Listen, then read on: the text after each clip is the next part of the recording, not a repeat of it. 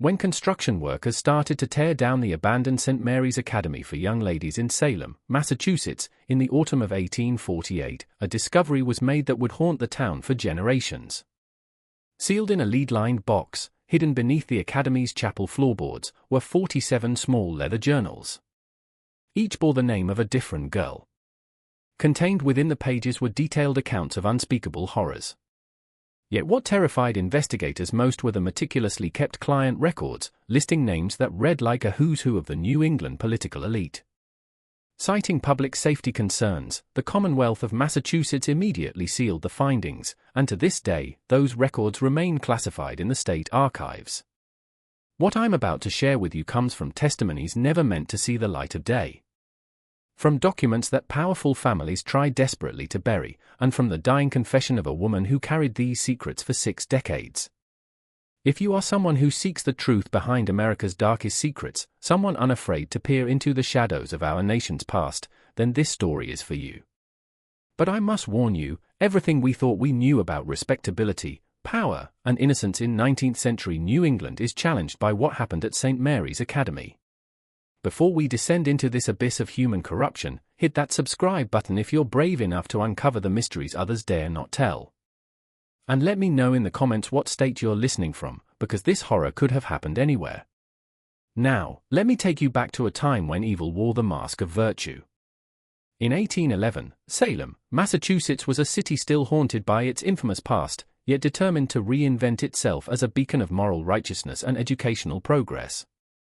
An indelible stain had been left on the community's reputation by the witch trials of 1692, and by the early 19th century, Salem's leading families were desperately seeking ways to restore their town standing in the eyes of New England society. It was into this atmosphere of redemption and reinvention that the Fairfax family arrived, carrying with them a vision that would captivate the town's elite, along with impeccable credentials. A woman of remarkable presence was Victoria Fairfax, tall, elegant, with steel-gray eyes that seemed to peer directly into one's soul. Born to a wealthy Virginia plantation family, the finest education available to women of her station had been received by her. She studied literature and languages in Philadelphia before spending 2 years in London, absorbing the latest educational philosophies.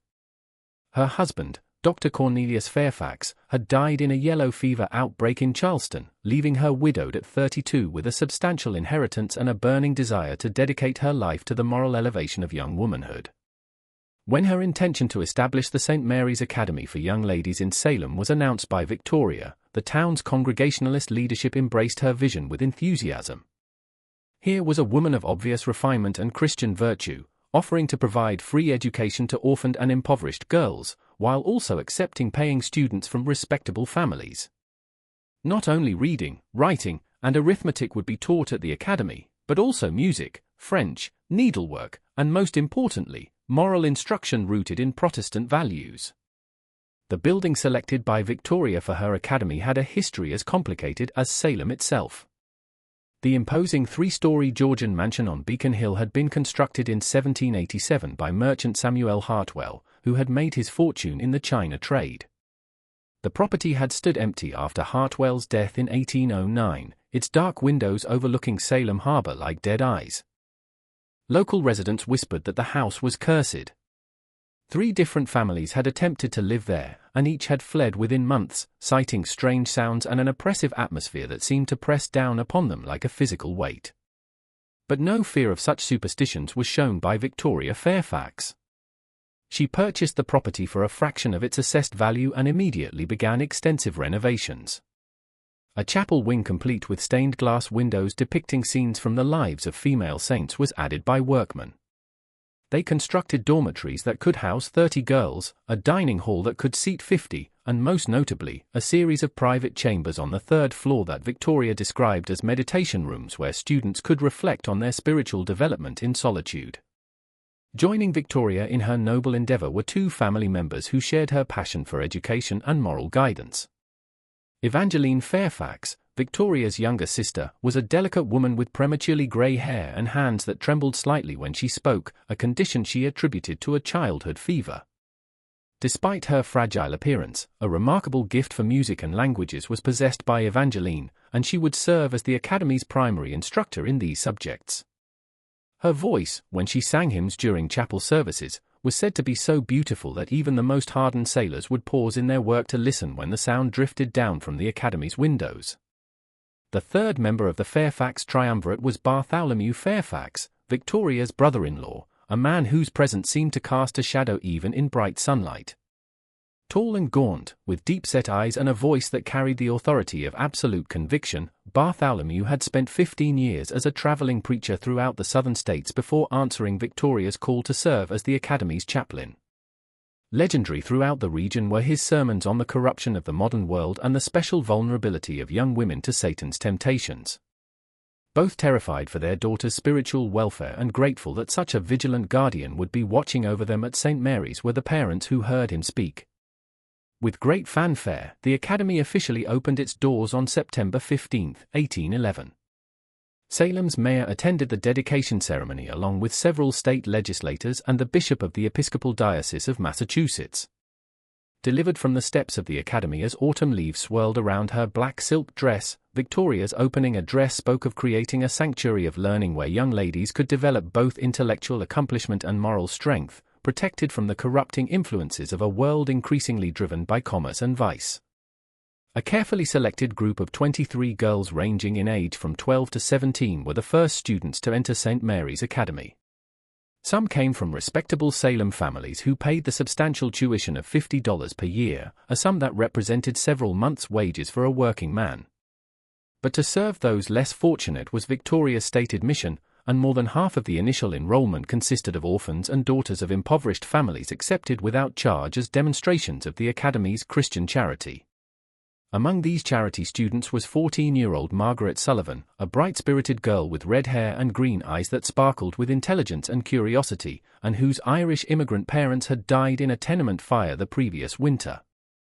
She had been working in a textile mill for 6 months when a representative of the Academy approached her with an offer that seemed too good to be true: free room, board, and education in exchange for helping with domestic duties around the Academy. Another was 15-year-old Priscilla Morse, whose father had been lost at sea and whose mother had died of consumption, leaving her in the care of an uncle who made it clear that her presence was an unwelcome burden. Priscilla was quiet and serious, with dark hair that she wore in a severe bun, and a habit of reading any book she could find. Like an answered prayer seemed the prospect of attending a real school with access to a library and qualified teachers. The third was 13-year-old Hannah Whitmore, perhaps the most tragic case of all. Hannah's father had been convicted of theft and sentenced to 5 years in prison, while her mother had simply disappeared one night, leaving behind only a note saying she could no longer bear the shame. Hannah had been living in the Salem poorhouse when Victoria Fairfax personally visited and offered her a place at the Academy. The girl's pale, hollow-cheeked face had brightened for the first time in months when she learned she would have her own bed, regular meals, and the chance to learn to read properly. With hearts full of hope and gratitude, these girls, along with their 20 classmates, entered St. Mary's Academy. They had no way of knowing that they were walking into a carefully constructed trap, that the woman who promised to protect their virtue was about to steal their innocence, and that the elegant Georgian mansion overlooking Salem Harbor would become their prison, their nightmare, and for many of them, their tomb. The first hint that something was amiss at St. Mary's Academy came not from the students themselves, but from Mrs. Abigail Thornton, a seamstress who lived in a modest cottage at the base of Beacon Hill. Mrs. Thornton had been commissioned to provide linens and clothing for the Academy, and her weekly deliveries gave her occasion to observe the daily routines of the institution from a distance. It was on a grey October morning in 1812, exactly 13 months after the Academy's opening, that something peculiar was first noticed by Mrs. Thornton. She had arrived earlier than usual to deliver a shipment of winter cloaks and was surprised to see several well-dressed gentlemen departing from the Academy's side entrance, the same entrance that led directly to the private chambers on the 3rd floor. What struck her as odd was not merely their early morning departure, but their obvious efforts to avoid being seen. They moved quickly to waiting carriages, keeping their heads down and their hat brims low over their faces. Over the following weeks, Mrs. Thornton began to pay closer attention to the comings and goings at the Academy. She noticed that these mysterious visitors always arrived after dark and always used the side entrance. Sometimes there would be only 1 or 2 carriages, other nights she counted as many as 6. The vehicles bore no identifying marks, but even in the dim light of gas lamps, she could see they were expensive, the kind owned by merchants, politicians, or other men of substantial means. More disturbing still were the changes she observed in the students themselves. The girls who had entered the academy with bright faces and eager expressions were becoming increasingly withdrawn and hollow-eyed. During her deliveries, Mrs. Thornton would occasionally catch glimpses of them through windows, and what she saw troubled her deeply. Many appeared listless and moved with a strange, dreamlike quality, as if they were walking through water. Some bore visible marks, bruises on their arms that were hastily concealed beneath long sleeves, cuts on their hands that were explained away as needlework accidents. The transformation was most noticeable in Margaret Sullivan, the spirited Irish girl who had once chatted excitedly about her studies whenever Mrs. Thornton encountered her. By winter, Margaret rarely spoke at all.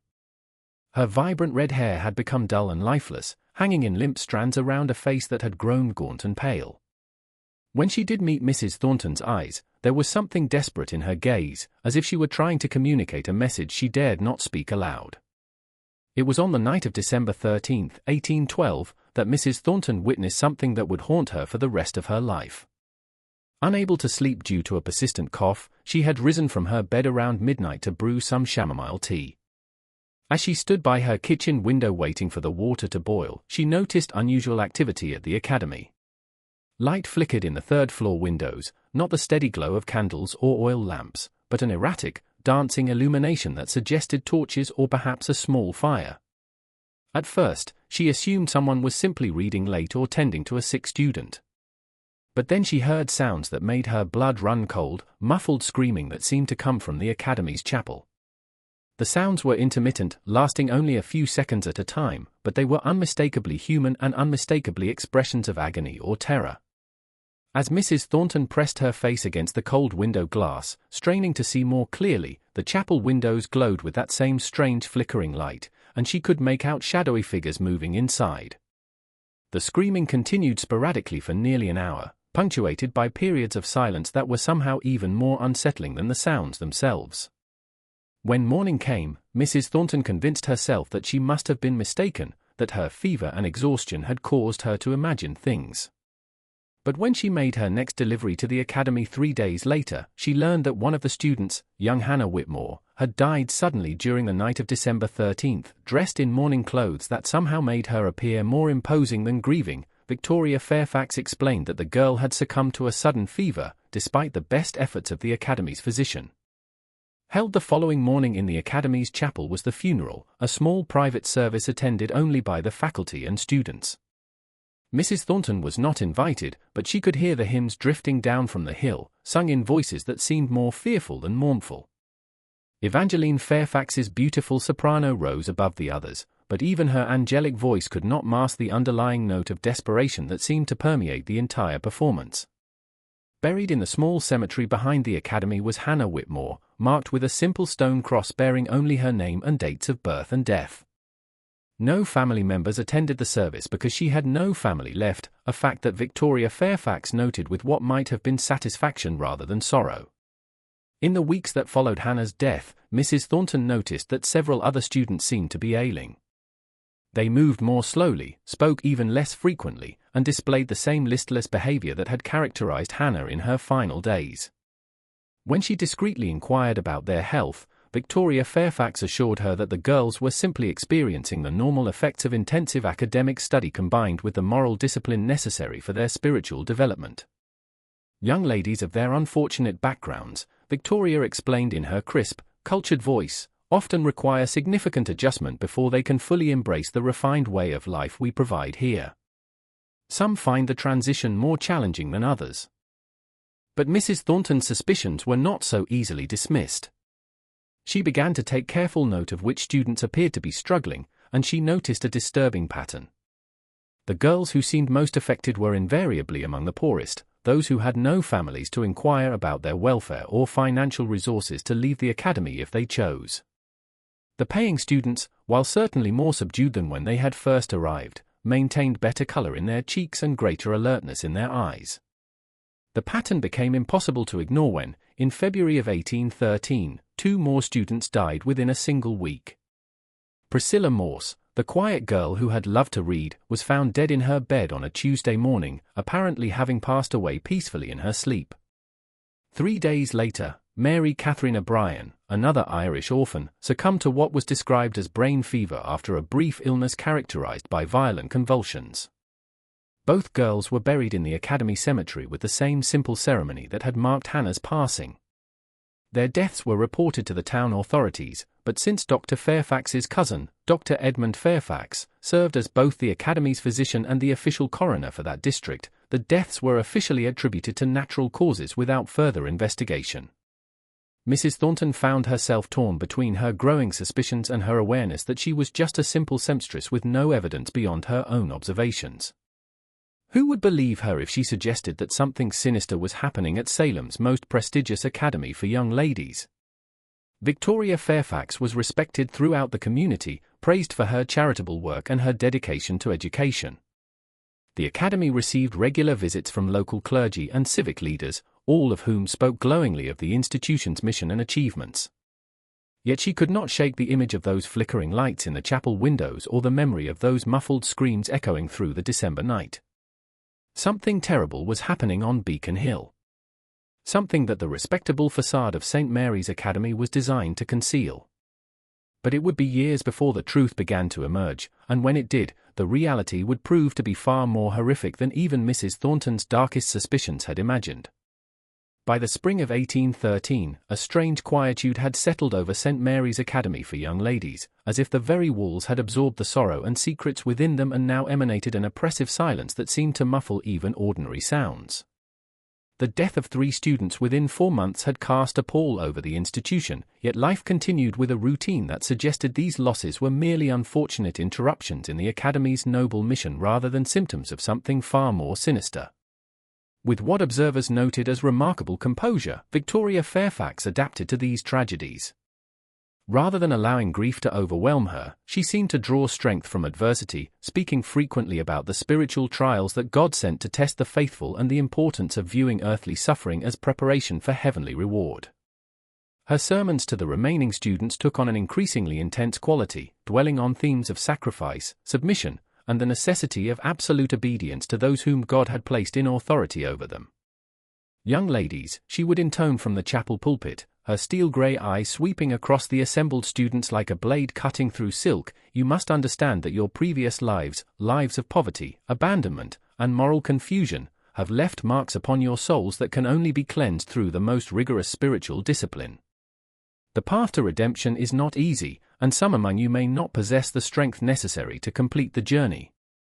But for those who do, the rewards will be beyond earthly comprehension.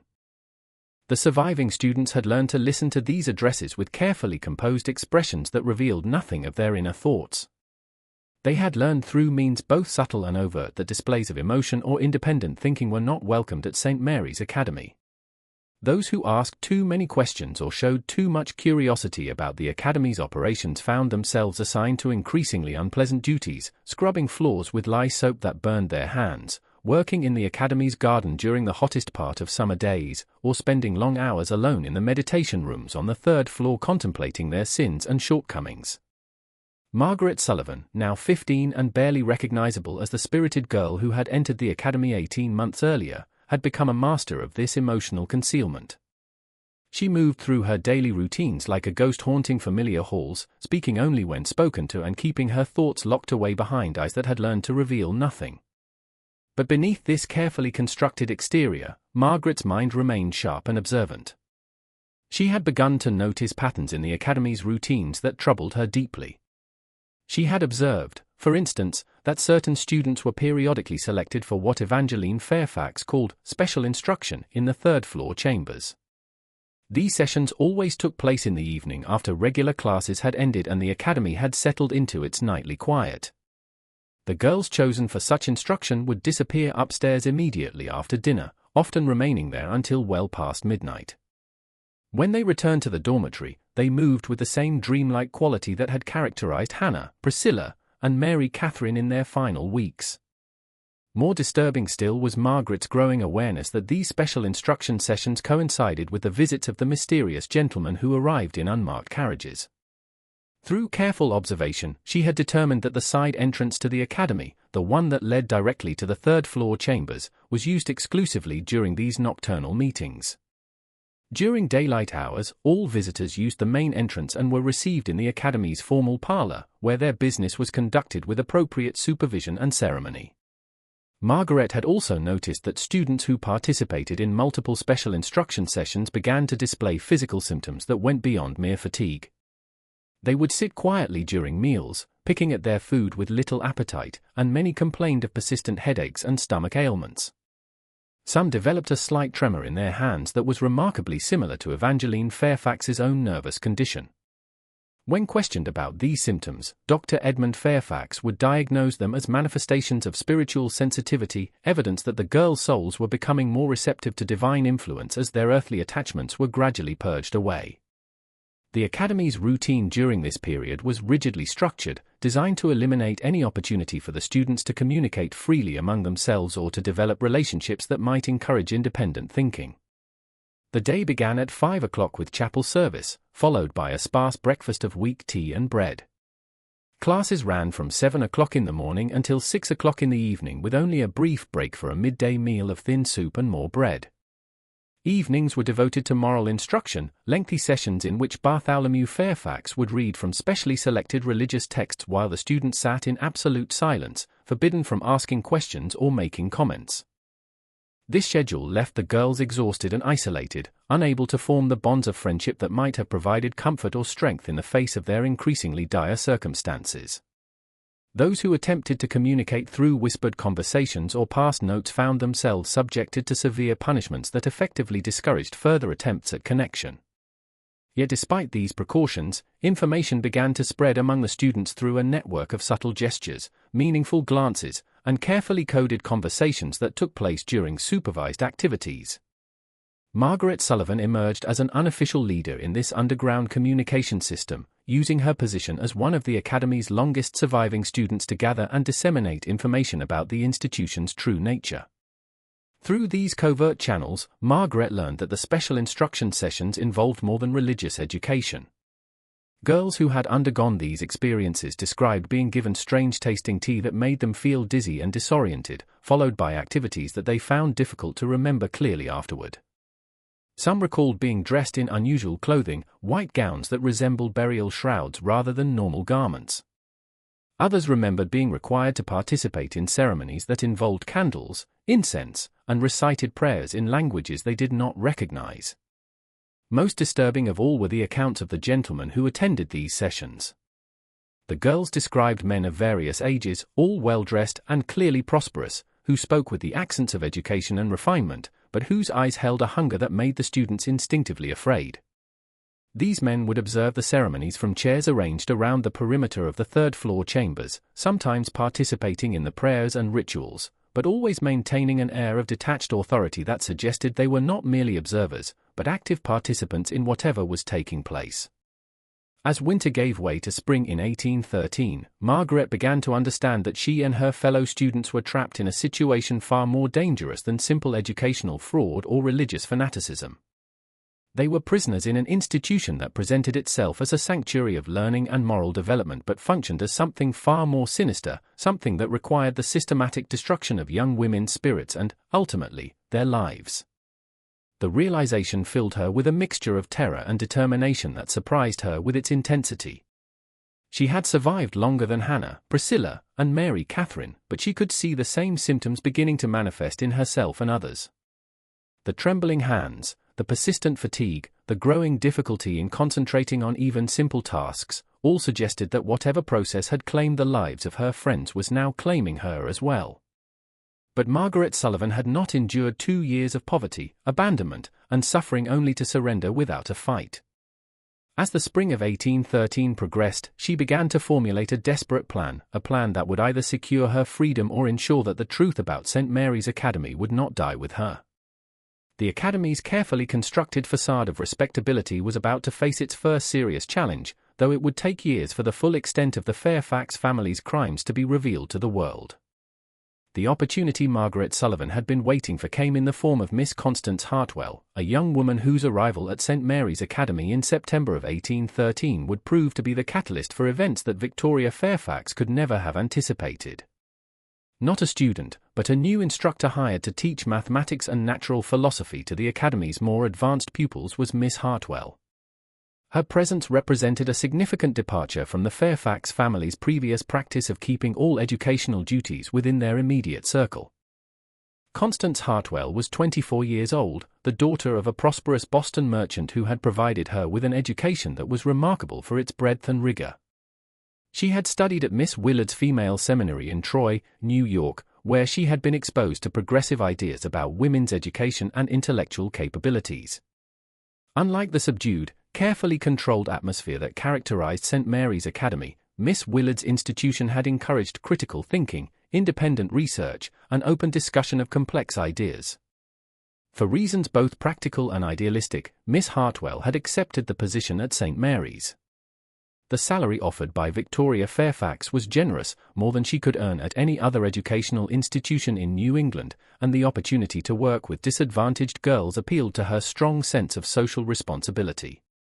Her father had initially opposed her decision to work at all, believing that a woman of her social standing should focus on finding a suitable husband rather than pursuing a career. But Constance had inherited her father's stubborn determination along with his sharp intellect, and she had convinced him that teaching would provide valuable experience in managing people and resources that would serve her well, regardless of what path her life ultimately took. From her first day at the academy, Constance noticed inconsistencies that troubled her analytical mind. The students she had been assigned to teach were clearly intelligent, but they displayed a curious passivity that seemed at odds with their obvious capabilities. When she asked questions designed to stimulate discussion and critical thinking, she was met with blank stares and mechanical recitations of facts that suggested rote memorization rather than genuine understanding. More puzzling still was the students' apparent fear of expressing opinions or asking questions of their own. In her previous teaching experience, Constance had found that young women, when given permission to think freely, were naturally curious and eager to explore new ideas. But the girls at St. Mary's Academy seemed to have had all intellectual curiosity systematically suppressed, as if independent thought itself had been identified as a dangerous tendency that needed to be eliminated. During her first weeks at the academy, Constance attributed these observations to the rigorous religious discipline that clearly dominated the institution's culture. She had been raised in a devoutly Congregationalist household and understood the value of moral instruction and spiritual development. But as the autumn progressed, she began to suspect that something beyond ordinary religious education was responsible for the students' unusual behavior.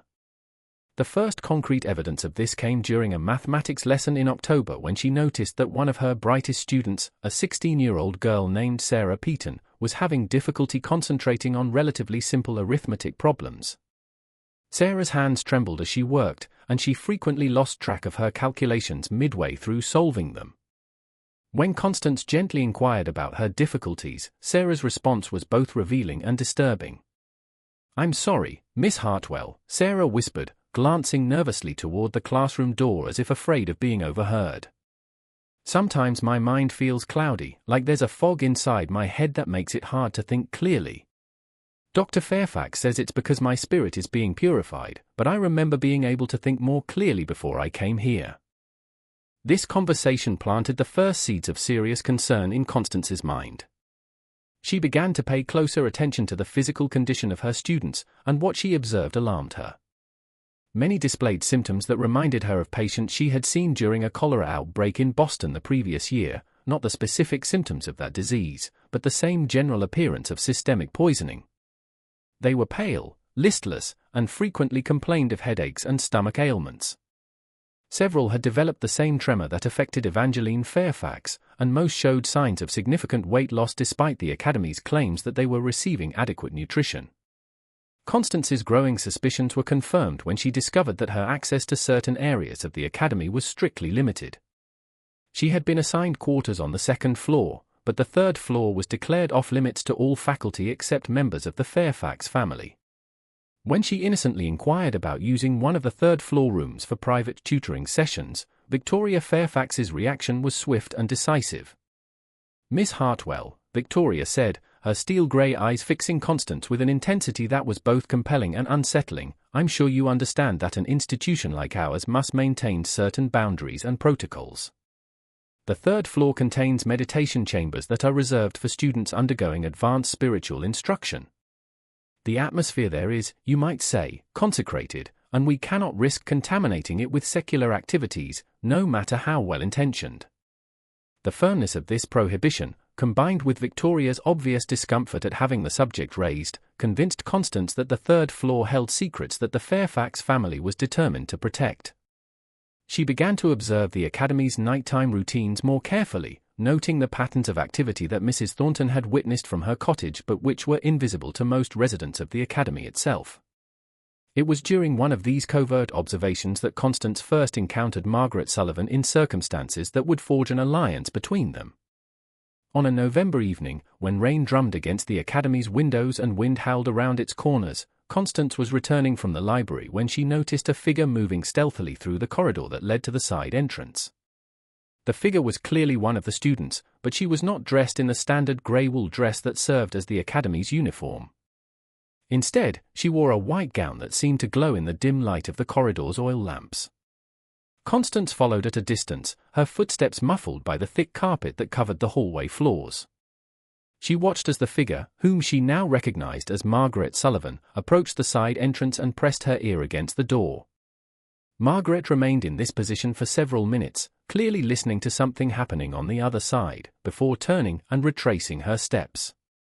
When Margaret spotted Constance in the shadows, both young women froze, uncertain how to proceed. The moment stretched between them, fraught with mutual recognition that they had both been engaged in activities that would be severely punished if discovered. Finally, Margaret stepped forward, her green eyes meeting Constance's with an intensity that conveyed both desperation and determination. "Miss Hartwell," Margaret whispered, her voice barely audible above the sound of rain against the windows, "I need to speak with you, but not here and not now. Tomorrow during your mathematics class, ask me to stay after to discuss my work. I have things to tell you that you need to know."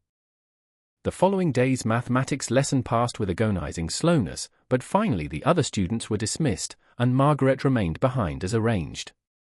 What she told Constance during the next hour would shatter the young teacher's assumptions about St. Mary's Academy and launch both women on a desperate quest for evidence that could expose the truth about the Fairfax family's crimes. Margaret's account was both detailed and horrifying. She described the special instruction sessions in clinical terms that suggested she had been observing and analyzing the Academy's operations with the systematic approach of a trained investigator. She explained the pattern of student deaths, the mysterious nighttime visitors, and the growing evidence that the girls were being systematically poisoned with substances that clouded their minds and weakened their bodies. Most shocking of all was Margaret's theory about the true purpose of the Academy, based on overheard conversations, observed behaviors, and the accounts of students who had undergone special instruction. She believed that St. Mary's Academy was not an educational institution at all, but rather an elaborate procurement operation designed to provide young women for the entertainment of wealthy and powerful men. The education and religious instruction were merely facades designed to maintain the Academy's reputation, while the real business was conducted in the third-floor chambers under cover of darkness. "They're not just killing us, Miss Hartwell," Margaret concluded, her voice steady despite the magnitude of what she was revealing. "They're destroying us first, our minds, our will, our ability to resist or escape, and then when we're too weak to fight anymore, they use us until we die. Hannah, Priscilla, Mary Catherine, they didn't die of fever or brain sickness. They were murdered as surely as if someone had put a knife through their hearts." Constance listened to this account with growing horror and a sick certainty that Margaret's analysis was correct. Too many pieces of the puzzle fit together too perfectly for this to be the product of an overwrought imagination. The trembling hands, the clouded minds, the mysterious visitors, the rigid control over information and movement, all of it pointed to a conspiracy of almost unimaginable evil. But even as she accepted the truth of Margaret's revelations, Constance understood the enormity of the challenge they faced. The Fairfax family was respected throughout Salem and beyond. Victoria was considered a pillar of Christian virtue, Evangeline was beloved for her musical talents and gentle demeanor, and Bartholomew's reputation as a powerful preacher had earned him admirers throughout New England. Accusations against such people, made by a working-class seamstress and a charity student, would be dismissed as slander born of jealousy or mental instability. They would need evidence, concrete, undeniable proof of the crimes being committed at St. Mary's Academy. And they would need to obtain this evidence without alerting the Fairfax family to their suspicions, because both women understood that discovery would mean certain death. The Academy had already demonstrated its ability to eliminate inconvenient witnesses while maintaining its facade of respectability. As winter settled over Salem in 1813, two women began a dangerous game of cat and mouse with their captors, seeking the proof that could save the surviving students and expose one of the most sophisticated criminal enterprises in American history. But they were not the hunters in this game, they were the prey, and their quarry possessed resources, connections, and ruthlessness that neither of them fully comprehended. The winter of 1813 to 1814 transformed St. Mary's Academy into a battleground where two desperate women fought for evidence while their enemies closed in around them with increasing suspicion and hostility. Constance Hartwell and Margaret Sullivan had formed an unlikely alliance, an educated young woman from Boston's merchant class and an Irish orphan who had learned survival through suffering.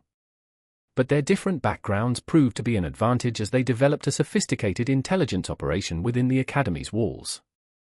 Their first breakthrough came through Constance's legitimate access to the Academy's administrative areas. As an instructor, she was permitted to use Victoria Fairfax's office during certain hours to prepare lesson plans and grade assignments. During these sessions, she began to systematically examine the files and documents that Victoria kept in her locked desk, a task made possible by Margaret's childhood skills at picking locks, learned during her desperate months on Salem streets before entering the Academy. What they discovered exceeded their worst fears. Hidden beneath conventional academic records and correspondence were detailed ledgers that recorded financial transactions unlike anything a legitimate educational institution would maintain. The entries were written in a coded system, but the basic pattern became clear once they understood the underlying structure. Each student was assigned a number, and their progress was tracked through a series of evaluations that had nothing to do with academic achievement. Margaret's blood ran cold when she found her own entry, subject 12 MS, red-green, 15 years. Conditioning progressing slowly. Resistance above average. Recommend increased dosage and extended isolation periods. Client interest moderate but consistent. Estimated transition to final phase, 3 to 4 months. The clinical detachment of these notes was perhaps more horrifying than outright cruelty would have been. The girls were not seen as human beings, but as inventory, tracked and managed with the same dispassionate efficiency that a merchant might use to catalogue bolts of cloth or barrels of flour. Worse still, the ledgers contained client preferences that read like a catalogue of human depravity. Certain men preferred younger girls, others specified physical characteristics, and some had requested particular temperaments, shy, defiant, or what was euphemistically described as broken. But the most damning evidence came in the form of correspondence between Victoria Fairfax and her clients. These letters, written in Victoria's elegant handwriting, discussed arrangements with a frankness that left no doubt about the Academy's true purpose. One letter, dated November 15, 1813, addressed to someone identified only as the Honourable J.A., contained details that made both women feel physically ill. My dear friend, I am pleased to inform you that the young lady you inquired about has made significant progress in her preparation. The temperament issues you mentioned have been largely resolved through our specialized instruction methods, and I believe she will meet your exacting standards within the fortnight. As always, our mutual discretion ensures that your association with our institution remains entirely confidential. Your usual contribution of $200 will be most gratefully received. The systematic nature of the operation became clear as they uncovered more documents. The Academy served as a procurement and conditioning center for a network of wealthy clients throughout New England and beyond. The girls were not simply exploited, they were systematically broken down through a combination of drugs, psychological manipulation, and physical abuse until they became compliant victims who could be rented to clients or sold outright to those willing to pay premium prices. The death of students like Hannah, Priscilla, and Mary Catherine was not accidental, but part of the business model. Girls who proved too resistant to conditioning, who became too ill to be profitable, or who posed security risks were eliminated with carefully administered overdoses of laudanum and other substances. Their deaths were then attributed to natural causes, with Dr. Edmund Fairfax providing the necessary medical certifications to avoid official investigation. As Constance and Margaret gathered this evidence, they became increasingly aware that their own activities were being monitored. Victoria Fairfax had always been observant.